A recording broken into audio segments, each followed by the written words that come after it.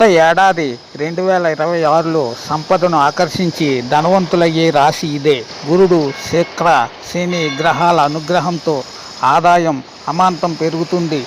గురుడు కర్కాటక రాశిలో, శనిదేవుడు మేనంలో సంచారం చేసే సమయంలో ఎవరైనా రాత్రికి రాత్రే ధనవంతులయ్యే అవకాశం కూడా పెరుగుతుంది.